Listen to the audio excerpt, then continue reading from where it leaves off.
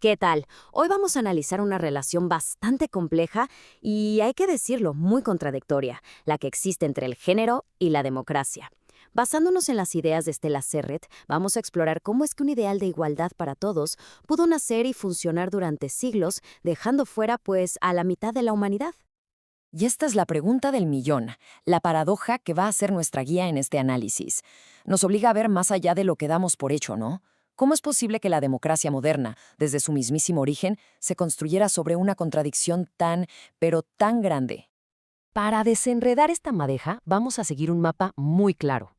Primero, veremos por qué la democracia fue una promesa incompleta. Luego, nos vamos a ir hasta los orígenes de la exclusión en la Grecia clásica. De ahí saltamos a la lucha por el voto, analizamos la revolución que significó lo personal es político y cerramos con los retos que tenemos hoy. Así que, arranquemos. Muy bien, vamos a entrarle de lleno al tema. Nuestra primera parada es precisamente esa contradicción que está en el mero corazón del nacimiento de la democracia moderna. O sea, una promesa de igualdad que, en la vida real, pues no aplicaba para todas las personas. A ver, este dato es increíble. Piénselo.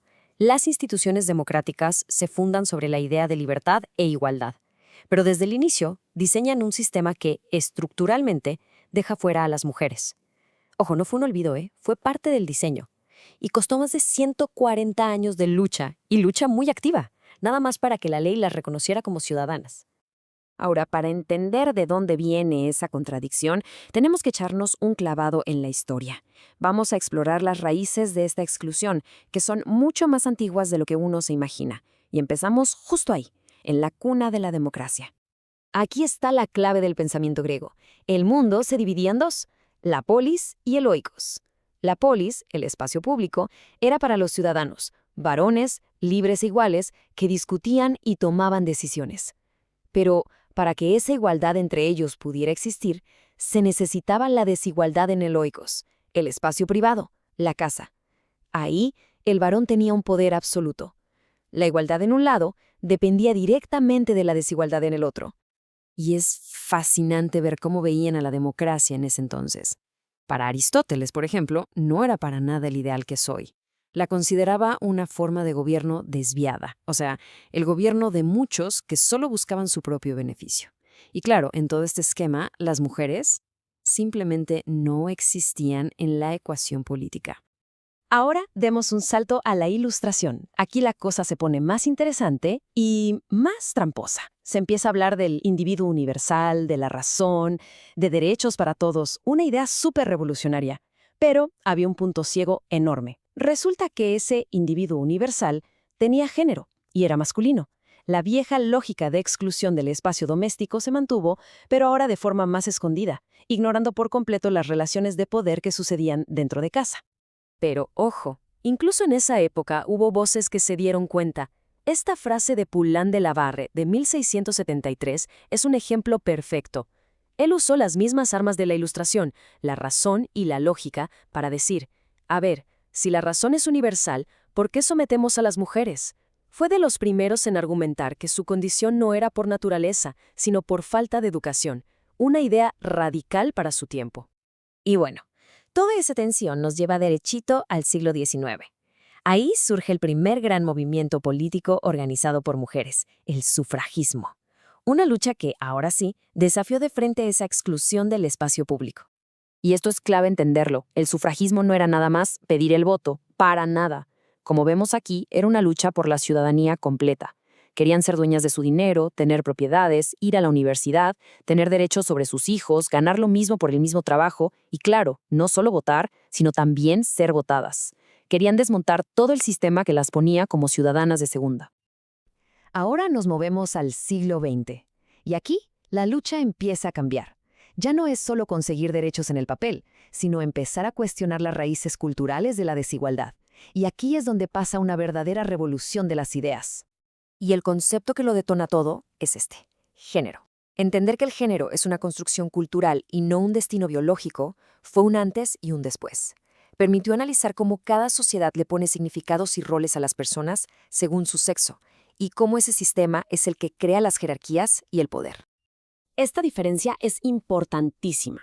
A ver, El sexo son las características biológicas. El género, por otro lado, es como el software que la cultura nos instala. Es el que nos enseña cómo ser hombre o ser mujer. Y la conclusión de esto, brillante. Si la subordinación de las mujeres es algo cultural, algo histórico, entonces no es natural. Y si no es natural, se puede cambiar.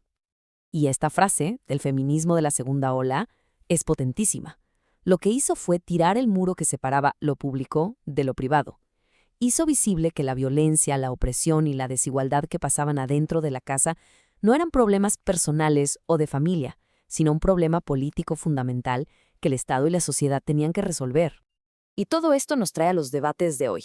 La lucha ha ido evolucionando. Ya no es suficiente con que la ley diga que somos iguales. Ahora la búsqueda es por una equidad real, sustantiva. Y eso, claro, le presenta a la democracia retos nuevos y bastante complejos. Esta metáfora de la pirámide es perfecta para entender el problema. A esto se le conoce como un sistema androcrático. Fíjense, aunque las mujeres son la mayoría en la base de muchas organizaciones, a medida que va subiendo en la escalera del poder y del prestigio, su presencia va disminuyendo y disminuyendo, hasta que en la punta casi no hay. Y esto no es casualidad, es el resultado de cómo funciona el sistema. Para tratar de romper esa pirámide, surgieron herramientas como las cuotas de género. Son una acción afirmativa para, digamos, forzar un piso mínimo de representación. Pero el objetivo ha ido más allá. La meta ya no es solo un porcentaje, sino la paridad, el 50-50, que al final es lo que refleja la sociedad y busca cambiar la idea de que el poder es cosa de hombres. Y para los que critican las cuotas, diciendo que no se basan en el mérito, esta frase de la filósofa Celia Moroses es demoledora. Pone todo en perspectiva. Nos recuerda que por siglos hubo una cuota no escrita del 100% para los hombres, y esa sí que ignoró por completo el mérito y el talento de muchísimas mujeres. Entonces, ¿qué tareas nos quedan pendientes? Pues los desafíos son enormes. Se trata de construir una ciudadanía que de verdad incluya a todos, de entender la violencia de género como la crisis política que es, y de que la igualdad deje de estar solo en el papel y se sienta en la vida real. Y todo, como un círculo que se cierra, empieza por transformar el poder justo ahí donde todo comenzó, en el espacio doméstico. Y cerramos con esta pregunta, para que se quede ahí, dando vueltas. Después de todo este recorrido, creo que queda claro que la calidad de una democracia no se mide solo en las elecciones o en los congresos. Se mide también en nuestras casas, en nuestros trabajos, en el día a día. La lucha por una democracia más justa no se puede separar de la lucha por relaciones más equitativas en lo cotidiano.